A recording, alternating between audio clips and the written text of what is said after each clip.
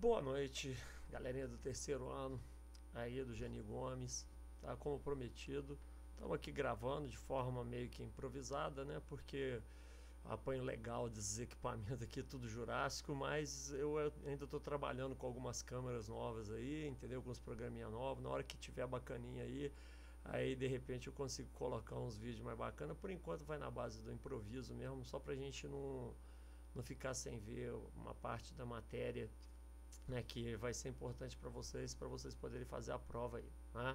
Espero que todo mundo veja, né, que o vídeo sirva para vocês aí, né? Vamos ver. Bom, é o seguinte, já tem um vídeo lá no meu canal que é uma aula que está mais ou menos nesse padrão, ou seja, ruim pra cacete, tá legal? Mas já está mais ou menos nesse padrão, que fala sobre os movimentos sociais urbanos na República Velha, que é um dos temas que vai cair aí na prova de vocês, né, que vocês vão fazer sexta-feira aí na escola. Bom, então vou gravar essa aula aqui, que fala sobre a crise da República Oligárquica, tá? Então, o período que nós estamos estudando é a República Velha, que vai de 1889, proclamação da República, até o ano de 1930, quando acontece então um golpe, né, desfechado pelos militares, liderado aí pelos chamados tenentistas, e que acabou colocando Getúlio Vargas no poder, inaugurando, portanto, então, uma nova era na nossa política, que vai ser então a chamada Era Vargas. É um período muito importante da nossa história, né? Então, uma parte da história assim muito importante de vocês lerem o máximo possível, né, esse assunto.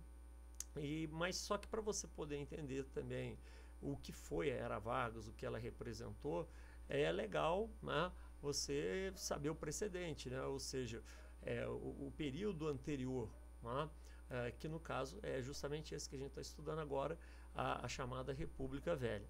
Pois muito bem, como vocês já sabem, a República Velha ela se divide em dois períodos, né? Nós temos a República da Espada, quando o Brasil foi governado por marechais, e depois a chamada República Oligárquica, quando os representantes da oligarquia cafeeira, né, portanto os representantes políticos desse setor da sociedade brasileira, passam a comandar a vida política do Brasil, né? Então, quando a gente estudou esse tema, nós vimos aí as características políticas, as características econômicas desse período, né? E não tem, vamos dizer assim, mistério com relação a isso não. Se eles eram representantes dos cafeicultores, do ponto de vista econômico, o que eles fizeram?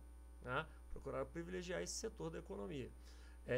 Se eram representantes dessa oligarquia, é claro que tinha uma visão elitista do poder, uma visão elitista de Estado, né? Então a questão social era sempre tratada como um caso de polícia, como a gente já comentou aí em sala de aula. Bom,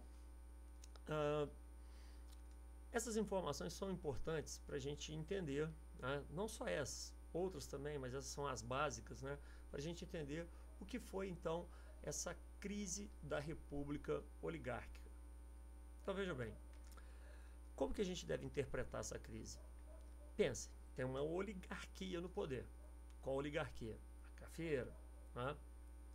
Se a gente analisar como estava a situação do café, a situação econômica, a situação brasileira, nós vamos perceber que a situação dessa oligarquia já não estava boa há algum tempo.